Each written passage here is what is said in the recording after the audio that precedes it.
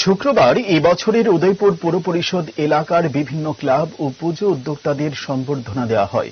উপস্থিত ছিলেন মন্ত্রী প্রণজিৎ সিংহ রায়, গোমতী জেলার জেলা সভাধিপতি দেবল দেবরায়, মহকুমা শাসক ত্রিদীপ সরকার। অনুষ্ঠানে বিভিন্ন ক্লাব ও পুজো উদ্যোক্তাদের সংবর্ধনা দেওয়া হয়।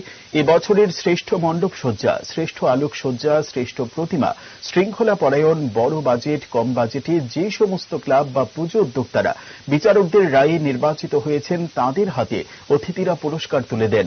মন্ত্রী প্রণজিৎ সিংহ রায় বলেন, এই বছর উদয়পুরে বিভিন্ন ক্লাব ও সামাজিক সংস্থা যেভাবে শান্তি শৃঙ্খলার মধ্যে শারদীয়া দুর্গোৎসব সম্পন্ন করেছে সেটা এই মহকুমার মধ্যে সুনাম অর্জন করতে পেরেছে। আগামী বছর আরো সুন্দর করে সুশৃঙ্খলভাবে পুজো করবেন এই প্রত্যাশা রাখেন মন্ত্রী প্রণজিৎ সিংহ রায়।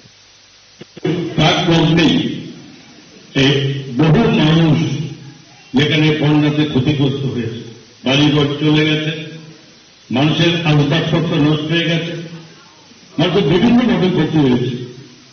তারপরেও আমরা চেষ্টা করেছি সকলে মিলে যে দুর্গোৎসবটা সুন্দরভাবে সম্পন্ন হোক। কারণ আগামীবার আবার 1 বছর অপেক্ষা করতে হবে এই উৎসবের জন্য। আমরা সকলে মিলে সহযোগিতা চেয়েছিলাম যে পূজা করতে হবে, আনন্দ উৎসব মাতোয়ারা হতে হবে, সমস্ত অঞ্চল মানুষকে নিয়ে যুক্ত হতে হবে।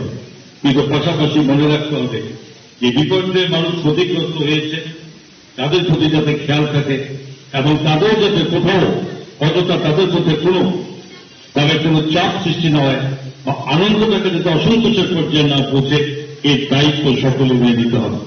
আমি সত্যি গর্বিত এমন অবস্থায় সমস্ত ক্লাবগুলো সেই ব্যবস্থাপনা আপনারা করেছেন।